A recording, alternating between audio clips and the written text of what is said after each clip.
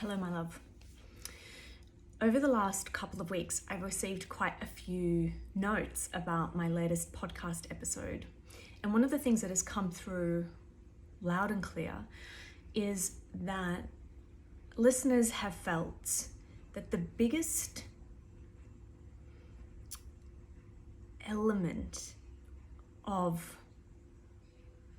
how I've explained my story, the biggest block that they have to seeing themselves in the story, is the fact that they don't feel that they have the courage or the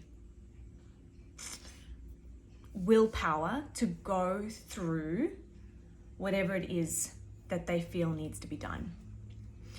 And there are lots of different ways in which we could talk about that following of internal guidance.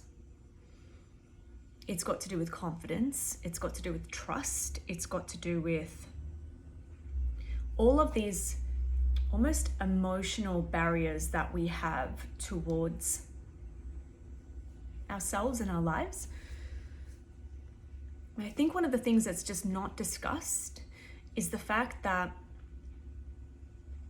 these intuitive guidance or these hits, they come from deep within the body, deep within the interior world. And the only way to access that, the only way to consider those sometimes outrageous suggestions, is to form a very deep and intimate relationship with your soul and your spirit. And just like any relationship, it grows and it fortifies and it strengthens. And that relationship becomes the platform that you form your trust and your confidence in. It's not something you find outside of yourself. It's about learning how to trust a force that is so much bigger than you, that exists inside of you. You are the universe. The universe is inside of you. And we are led to believe that the universe is outside of us and that it's everything that's happening this side of our eyes. But it's not. What the truth is, with a capital T, is that the universe exists within us, behind our closed eyes.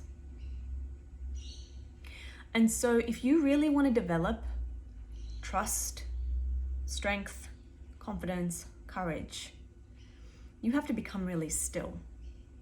You have to close your eyes and sit in contemplation or prayer or meditation. Whatever it is that helps you connect with the divine that exists within you. And you have to spend time developing that relationship. Over time, that relationship strengthens without you needing to sit in contemplation for hours. It becomes a dialogue. But at first, when you are creating that relationship, when you are investing time and energy in that relationship, it requires focus. Just like with any relationship, you need to spend time with the person. You need to get to know them, understand them, let them get to know you, you know? And it's the same thing with this relationship with the divine. People are called to this work because they ask important questions about purpose and meaning and dharma, and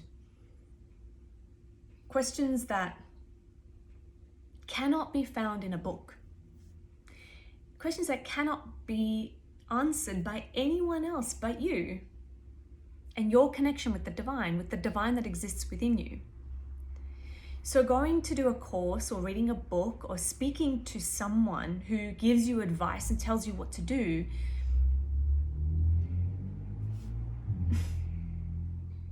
yeah, it's not really a thing towards your soul co-creation. soul co-creation, meaning you commune with your soul and your spirit and you co-create together. You co-create together. It generally starts with really important questions like, what's my purpose? Does my life have meaning? And if so, what? Why am I here? Where will you have me go? What will you have me do? These are really potent, powerful questions that you take with you into these co-creative practices, meditations, and prayer sessions. And if you don't make the time or space in your life to sit with this and to get to know the divine spark that lives within you, then you can't expect that you're going to have a life of divine co-creation. There's just no way around it. That's it. You have to make the space and the time to get to know yourself deeply and then partner with the divine spark that lives within you, and you together create a life that's full of meaning and purpose and all of the beautiful things. And so in the story that I gave about my manifestation of my love story, right? It's very surface level stuff. Like, you listen to it and you're like, well, you know, she jumped on a plane, she met her guy, and they lived happily ever after. But it's really about my development right? My spiritual development journey, which is, like I said, very surface level. But there's a lot of depth that went into those 6 months prior to meeting my man. You know, there was a lot of deep listening in here, forging a sense of trust with my divine spark, the divine nature that exists within me. They weren't emotional decisions, because emotional decisions come from fear and scarcity and lack. They were courageous decisions that came from a sense of trust in something that was so much bigger than me. I became very clear about what I wanted, and then I sat with the divine, with my soul, and I asked my soul to help me create that. And my soul gave me nudges to follow. And throughout my time of getting to know it and it, me, her, they, I developed the trust to just do it. Knowing that I would be fine, knowing that I would be well, knowing that I would be taken care of, and that I would prosper regardless of what my brain, my mind was telling me, regardless of what my emotions were telling me, and the fear, like, oh, this is so scary, how can I do that? That's ridiculous. Why would you do that? Why would you just jump on a plane? How could you ask your boss for time off work? How could you just go study energy? Like, all of these things, the logical mind will have you question everything. It will have you plan things out. It will have you set up structures in your life so that you are safe. And whilst those things are important, and there is a time and a place for all of those things, it's not part of the soul co-creation process. I always say that my soul and we are partners. Yeah, we're partners, and we're the head of the company. And my brain, my cognitive mind, that's the manager. It's the manager. It's like us two as partners, we decide on a concept. I follow the lead of the soul. Like, I'm the executioner. The soul is the creative spirit. We partner together to create. And then whatever guidance comes through my soul to me, I hand down to my brain, and my brain sorts it. It sorts it. Sometimes the manager in this business doesn't have a lot of time to plan and project manage. Other times it has a lot of time. And so I would argue that my brain had started planning things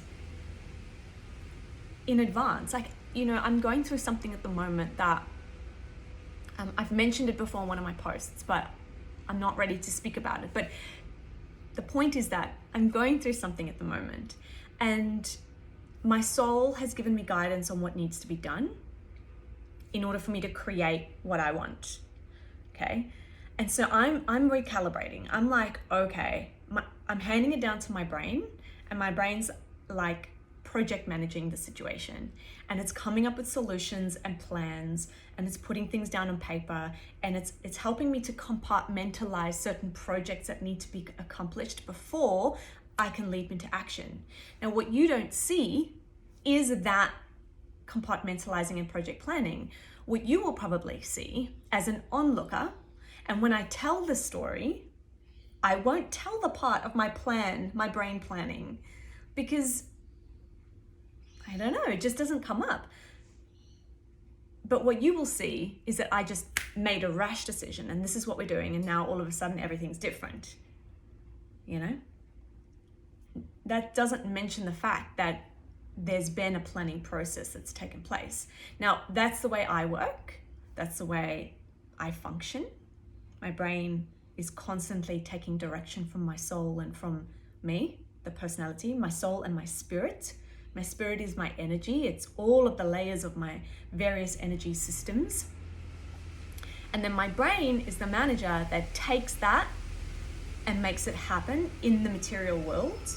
Or sometimes it just mops up the mess because I've just gone too quickly. Maybe my soul and I have just been like, it's time to go now, go, run. And my brain's like, oh my God, okay, all right, I got this, I can do this. So we work together as a team, but my brain never ever takes over. I mean, it does sometimes. Sometimes I get really freaked out and anxious, so it does. But I try my very best to rein her back in and help her understand, my brain is, help her understand that we got this. We are part of something that is so much bigger than just simply this flesh. You know, there's something more happening other than what we see in this side, on this side of the eyes. There's something happening inside, and it's time for all of us to settle into the inner knowing that we are part of the co-creation process.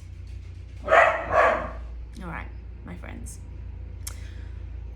I hope that makes it really clear for you. We are going to be talking a lot about this in Lessons in Soul.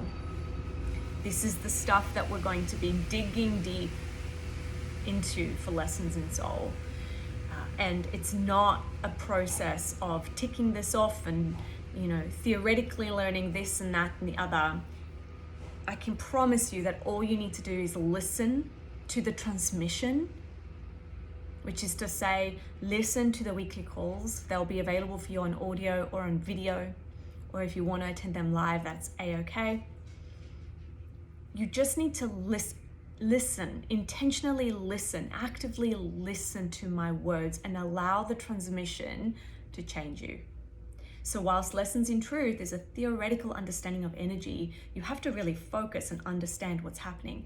Lessons in Soul is a transmission from my soul to your soul to help you understand what it is to co-create your life. I really hope that you will join us. So much love to you. Bye for now.